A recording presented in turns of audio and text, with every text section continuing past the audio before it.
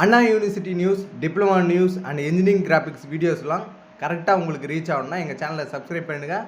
பக்கத்துலேயே bell icon இருக்கும், அதை கிளிக் பண்ணுங்கள். 3 ஆப்ஷன் வரும், அதில் ஆல் என்பதையும் கிளிக் பண்ணுங்கள். அப்போ தான் எல்லா நோட்டிஃபிகேஷனும் உங்களுக்கு கரெக்டாக வரும், இல்லைனா வராது. ஹலோ ஃப்ரெண்ட்ஸ், அண்ணா யூனிவர்சிட்டிலேருந்து ஒரு லேட்டஸ்ட்டாக ஒரு நியூஸ் வந்திருக்கு. மறுபடியும் ஒரு 2 சப்ஜெக்ட்டுக்கு பார்த்தீங்கன்னா கிரேஸ் மார்க் கொடுத்துருக்காங்க.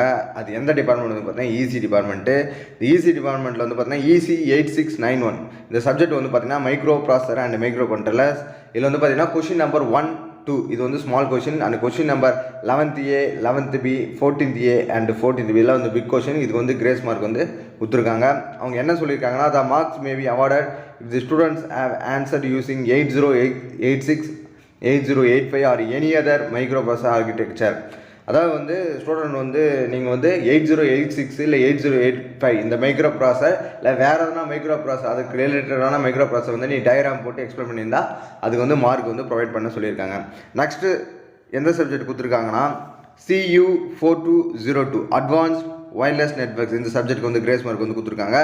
அதில் கொஸ்டின் நம்பர் 16th A பார்த்தீங்கன்னா the cost value is not given between 4 and 7 அப்படின்னு சொல்லியிருக்காங்க. அதாவது கிவன் டேட்டில் அந்த கொஷினில் பார்த்தீங்கன்னா 4 and 7 வேல்யூ கொடுத்துருக்கணும் காஸ்ட் வேல்யூ, பட் கொடுக்கல.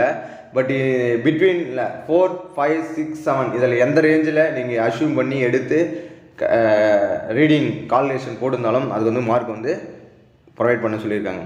ஓகே ஃப்ரெண்ட்ஸ், இந்த வீடியோ உங்களுக்கு யூஸ்ஃபுல்லாக நினைக்கிறேன். இந்த வீடியோ பிடிச்சிருந்தா லைக் பண்ணுங்கள், உங்களுக்கு தெரிஞ்ச இன்ஜினியரிங் ஃப்ரெண்ட்ஸ் ஷேர் பண்ணுங்கள். அப்படியே நம்ம சேனலையும் சப்ஸ்கிரைப் பண்ணுங்கள்.